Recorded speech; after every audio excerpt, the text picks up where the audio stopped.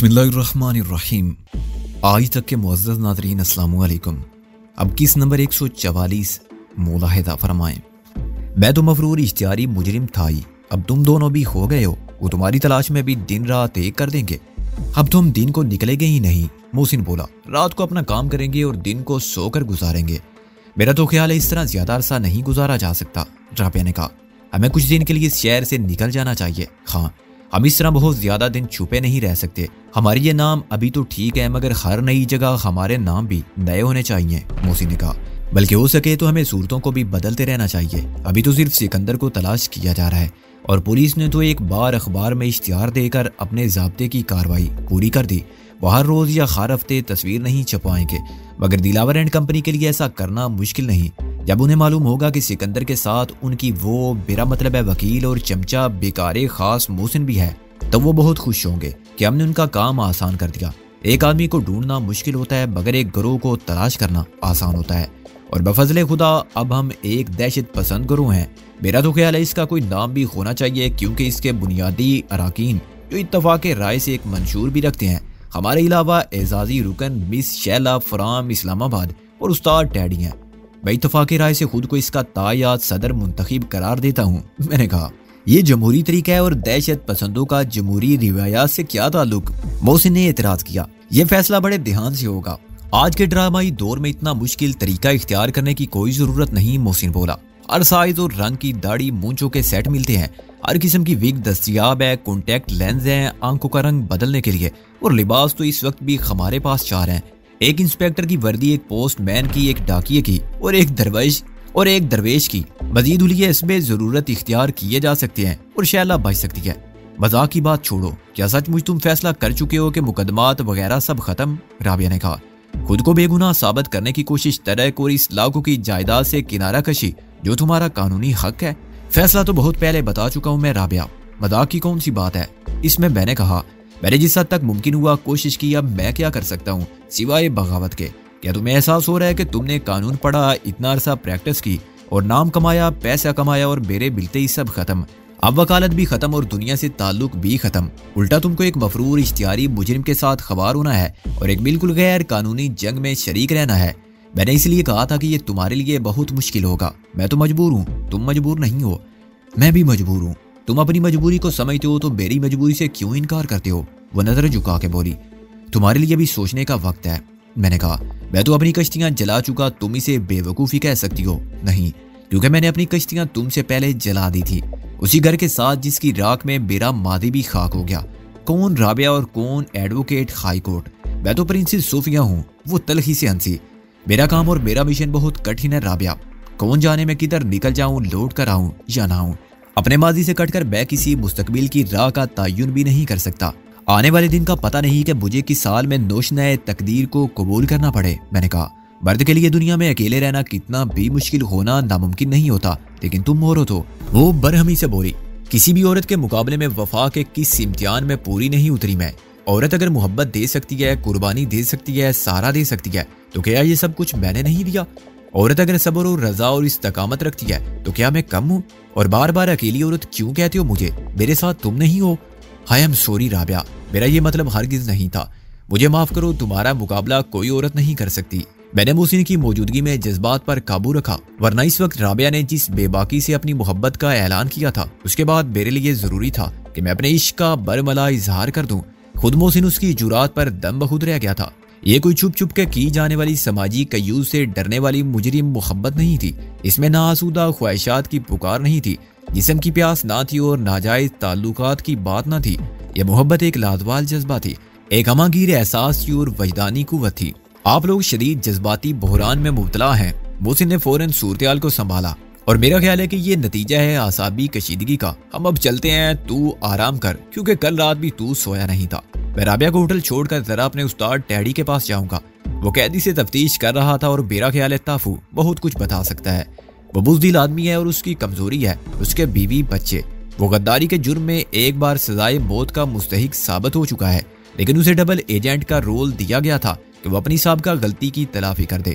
اب ناکامی کے بعد وہ ایک طرف سے تو گیا، چودھری دلاور اور گاما ماچی اس کو سخت ترین عذاب دے کر ماریں گے. اس کے لیے کوئی چانس ہے تو ہمارا ساتھ دینے میں. وہ جو کچھ جانتا ہے سچ سچ بتا دے تو ہم اتنا کر سکتے ہیں کہ اسے باحفاظت کہیں پہنچا دے.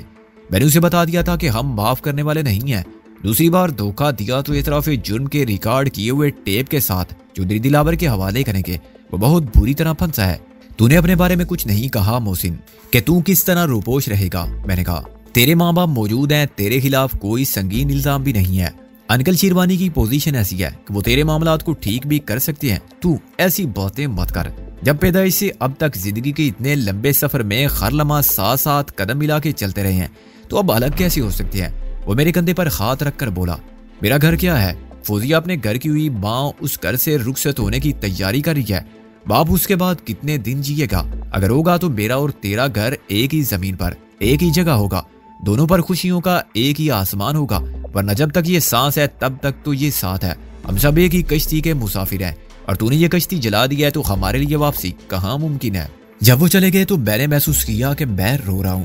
نہ جانے وہ کون سے جذبات تھے جو اشک بن کے آنکھوں سے نکل گئے تھے. یہ رابعہ کی محبت تھی اور محسن کا خلوص تھا اور شکر گزاری کا یہ احساس تھا کہ اتنی بڑی دنیا کے مقابل اکیلا ہو کے بھی میں اکیلا نہیں اور خدا ہے تو نیچے بھی اس نے سارے فراہم کر دیے ہیں. اجنبی دشمنوں کی اس جنگل میں خون کی پیاس بجھانے کے لیے میرا تعاقب کرنے والے سفاک شکاری ہیں تو ان کے مقابلے میں میری پہلی طاقت اس کی ذات پر یقین ہے جس کا بچانے والا ہاتھ مارنے والے ہاتھ سے ہمیشہ زبردست رہا ہے.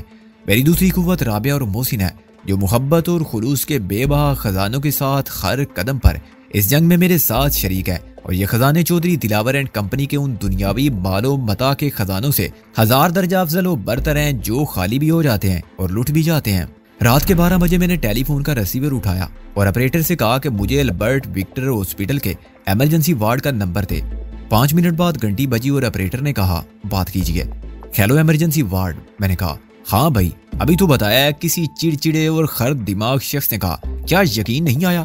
سوری ڈاکٹر وہ آپریٹر تھا. میں نے کہا میں ڈاکٹر امجد بول رہا ہوں. آج شام حادثاتی طور پر گولی لگنے کا ایک کیس آیا تھا 20 نازلی شیخ. نرس اس نے میری بات مکمل ہونے سے پہلے چلا کر کہا یہ نازلی شیخ کو پوچھ رہا ہے کوئی. وہ یقیناً رات کی شفٹ میں آنے والا کوئی نیا ڈاکٹر تھا. پہلے میں نے جس ڈاکٹر سے بات کی تھی وہ اتنا بدہو نہیں تھا. ہاں جی کیا پوچھنا ہے آپ کو؟ یہ پوچھنا ہے کہ اس کی حالت کیسی ہے. میں نے کہا خطرے سے باہر ہوئی یا نہیں؟ ابھی تو ایکسٹینسو کیئر میں ہے. وہ بولا لے ان کے بھائی سے بات کریں. لیکن میں نے ریسیور رکھ دیا. اکرام شیخ خود بہن کے پاس موجود تھا اور میں اس کے ذہنی کرب کا اندازہ کر سکتا تھا.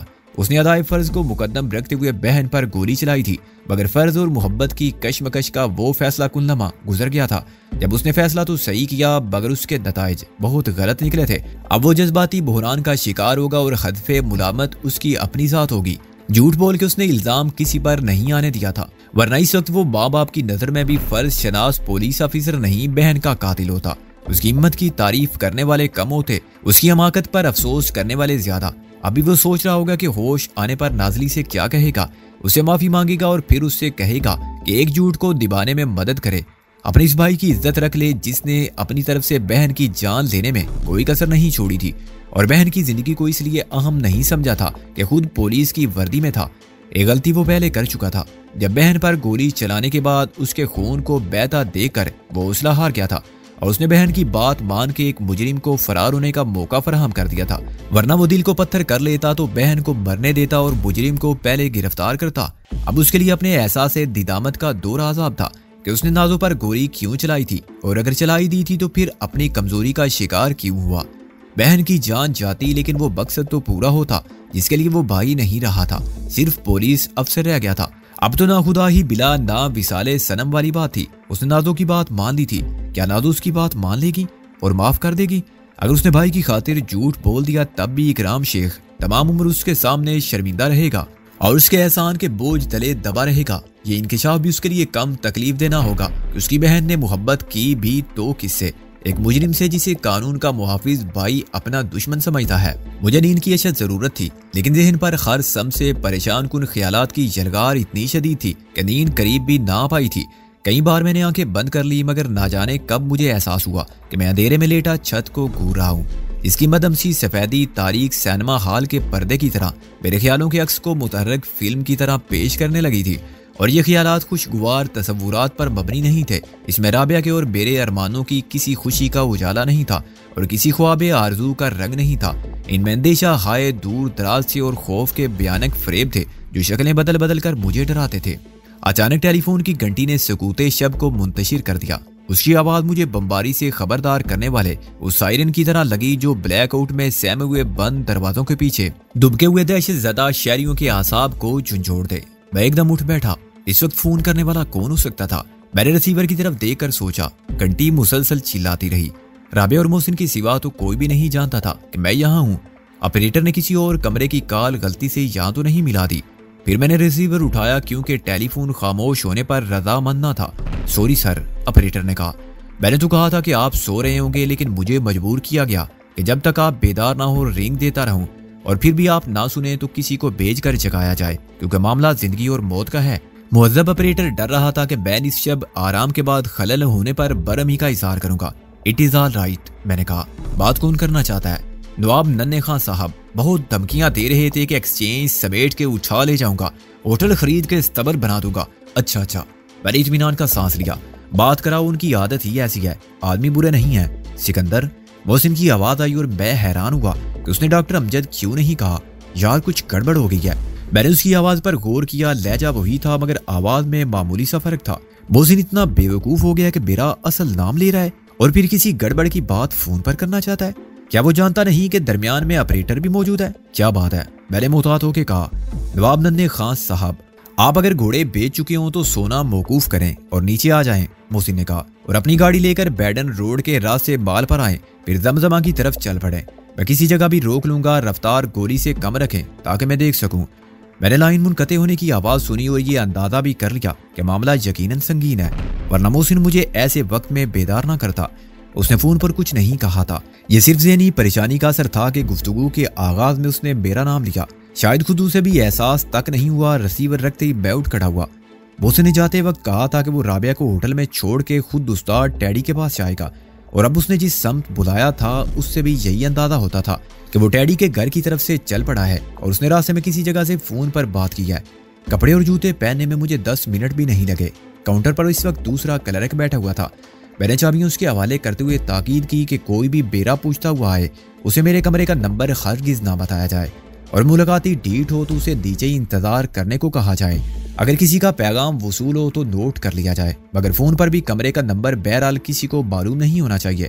بعض شکوک کا ازالہ کرنے کی خاطر میں نے وضاحت کر دی کہ میرے مریض اتنے زیادہ ہیں کہ ان کو دن رات دیکھتے دیکھتے میں خود مریض بن گیا تھا، چنانچہ اب کچھ دن چھپ کر آرام کرنا ہی میرا علاج ہے۔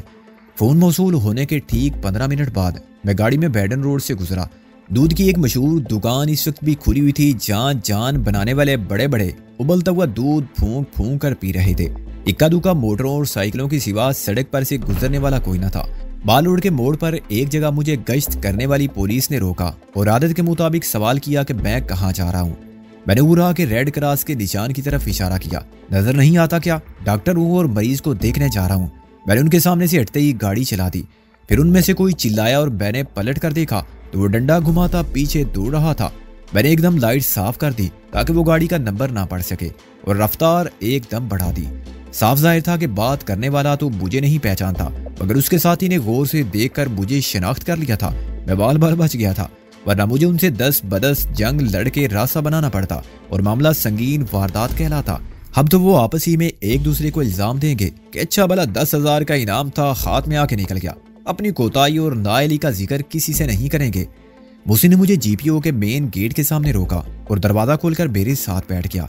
یار وہ توفو مر گیا، اس نے کسی تمہید کے بغیر کہا۔ آگے سنت نگر سے سیدھا نکل۔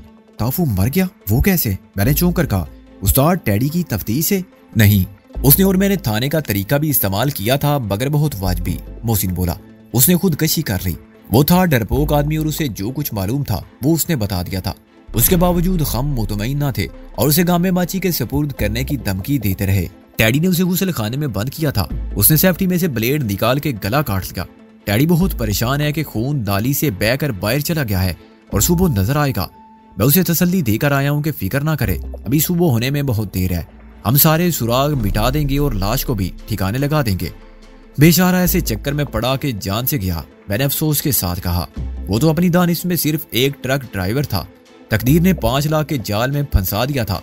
हालांकि ना उसकी नीयत में बेईमानी थी और ना दिल में दौलत की हवस। ना लेता तो रहमत और करीम सेठ मार देते। लिये तो मुजरिम बन गया। हमारी पनाह में आया तो खुद को गद्दार समझने लगा और वफादार साबित करने की कोशिश की तो गले में फंदा पड़ गया। उसे इत्मीनान था तो सिर्फ ये कि बीवी बच्चे बाहिफाजत निकल गए हैं और उनके पास पैसा है। उसने सोचा होगा कि खतरा सिर्फ मेरे वजूद से वाबस्ता है, अब किसी की जात को खतरा नहीं। उल्टा वो मुसीबत में पड़ गए जो उसे ब्लैकमेल कर रहे थे। मोसी ने कहा, हालांकि हम वाकई ये चाहते थे कि उसे तमाम मालूमात फराहम हो जाएं, तो उसे निकाल दें। जहां भी वो कहता हम उसे बाहिफाजत वहां जरूर पहुंचा देते। आगे अल्लाह मालिक था, लेकिन उसने बहुत जल्दी की। सांदा कलां जाना है हमें। शायद उसे तुम्हारे वादों पर एतबार नहीं था। मैंने कहा, उसने कोई काम की बात बताई? हाँ उस्ताद, डैडी को बता रहा था कि कोई बहुत बड़ी हवेली है। मोहसिन सोचते हुए बोला, जो नक्शा उसने बताया वो डैडी की समझ में तो आया नहीं, लेकिन मेरा ख्याल है वो कसरे जमशेद का हवाला दे रहा था। वो बड़ी अजीब कहानी है, मगर कसरे जमशेद के खंडर में अब क्या है? मैंने कहा, वो किस जमाने की बात कर रहा था? जमाना खाल की। मोहसिन ने कहा, तुझे याद है जब उस खंडर में आग लगाई गई थी तो मैंने कहा था कि ये आग भी पर्दा है। खंडर में जलने वाली कौन सी चीज थी? तेरा मतलब है कि वहाँ वाकई तय खाना है? मैंने हैरानी से कहा, जेरे जमीन कुछ गड़बड़ है? ताफू की बात से उसकी तस्दीक होती है, मोहसिन बोला। उसने बताया कि वो सिर्फ एक बार वहां गया था तो उसके साथ गालिबन चौधरी दिलावर और उस्ताद पीडरू के अलावा 2 आदमी और थे जिनको उसने पहले कभी नहीं देखा था, और वो एक नाले में उतर गए थे। किसी गटर लाइन के मेन होल का ढकना हटा के नीचे गए थे और फिर एक अंदरूनी रास्ते से होके नीचे ही नीचे तकरीबन 100 गज तक घुटनों के बल चलते रहे। वो रास्ता इतना ऊंचा नहीं था कि कोई खड़ा हो सकता और अंदर घूप अंधेरा था और उसकी सतह सख्त और खुरदरी थी। गटर लाइन में पानी नहीं था? मैंने कहा, अगर गटर लाइन जेरे इस्तेमाल थी तो उसमें गलाजत होगी। नहीं, यही तो मैंने भी पूछा था, और ताफू ने पूरे यकीन के साथ कहा था कि लाइन खुश्क थी और वो बिल्कुल नीचे से शुरू होती थी। उन्होंने अंदर उतरते ही ऊपर का ढकना बराबर कर दिया था। मोहसिन बोला, इसका मतलब है वो गटर लाइन थी नहीं? मैंने कहा, ऊपर मेन होल की तरह ढकना लगा दिया होगा ताकि वो जगह किसी को मशकूक नजर ना आए। उसने दूसरी काबिले गौर बात ये बताई थी कि मेन होल एक ट्रक के नीचे था और ट्रक भी एक कोठी के आते में खड़ा था, लेकिन तहखाना उस कोठी का नहीं हो सकता था क्योंकि कोठी मुश्किल से एक किनाल पर होगी, जबकि वो तहखाना कई किनाल की कोठी का लगता था। मोहसिन ने कहा, उस रास्ते के खत्म होते ही सीढ़ियां आ गई थी जहां से वो सीधे खड़े होकर कुछ ऊपर हो गए थे और एक काल बैल बजाई थी। दरवाजे से गुजरकर फिर नीचे जाने वाली सीढ़ियां आ गई थी और वो तहखाने में पहुंच गए थे। जो रिया उसने बताया उससे मैंने यही नतीजा अखज़ किया कि साथ जाने वाले दिलावर और पीडू थे। और तहखाने में क्या था? मैंने कहा, उसने क्या देखा? बाल, गोदाम वगैरह? यही तो उसने बताया नहीं। अगर उसने तहखाने की वुसअत का अंदाजा कर लिया था तो यह कैसे मुमकिन है कि कुछ भी ना देखा हो? मोहसिन ने कहा, और ये फर्ज करना भी मुश्किल है कि ताफू को आंखों पर पट्टी बांध के ले जाया गया था। उसने जो कुछ देखा था खुली आंखों से देखा था। ये कुछ अजीब सी बात नहीं लगती कि उसने बाहर का मंजर तो इतनी तफसील से बयान कर दिया और अंदर के बारे में कोई बात नहीं की? मैंने कहा, अगर वो लोग इसको काबिले एतमाद समझते हुए ले ही गए थे तो ये भी मुश्किल है कि इसे कुछ ना बताया हो, फिर वो इसको ले ही क्यों गए थे? ताफू ने तो ये बयान दिया और उसी पर कायम रहा कि अंदर अंधेरा था। वो लोग जो इसके साथ थे तय खाने के रास्तों से वाकिफ थे और इनके हाथ में एक पेन टार्च थी जिसका उजाला सिर्फ कदमों से 1 फुट आगे महदूद दायरे में पड़ता था। एक तरफ तो दीवार थी जिसके साथ साथ वो चल रहे थे, दरमियान में कमरे बहुत वसी थे और दूसरे किनारे तक कुछ दिखाई ही नहीं देता था। आखिरी हिस्से में पहुंचकर एक कुजरा सा आ गया। वहां एक कब्र सी बनी हुई थी। चौधरी दिलावर और उस्ताद पीडू तो एक तरफ खड़े हो गए। ताफूर उसके साथ जाने वाले दोनों अफराद को कदाल और बेलचे देकर कब्र खोदने पर लगा दिया गया। वो पक्की कब्र थी, ऊपर से संगे भरमर के ताबूत की तरह बनी हुई। नवाब खसरू परवेज की कब्र। मैंने अचानक कहा, तुझे याद है उस महल के खंडर में बाग के गोशे में आज भी 4 सतूनों पर वो साहिबान खड़ा है? वहां मिलने वाले बाली ने हमें बताया था कि वो नवाब खसरू जमशेद ही का मदफन है। उनकी असल कब्र नीचे होगी। ये रवाज पहले था कि ऊपर अलामती कब्र रखी जाती थी और ऐन उसके नीचे तय खाने में असली कब्र बनाई जाती थी। ताजमहल में मलके मुमताज महल की कब्र ऐसी है और कराची में कायदे आज़म के मज़ार में भी ऐसा ही इंतजाम है। फातिहा ख्वानी के लिए आने वाले ऊपर ही फातिहा पढ़ जाते हैं। नीचे असल कब्र तक रसाई का एहसास बहुत कम लोगों को हासिल होता है।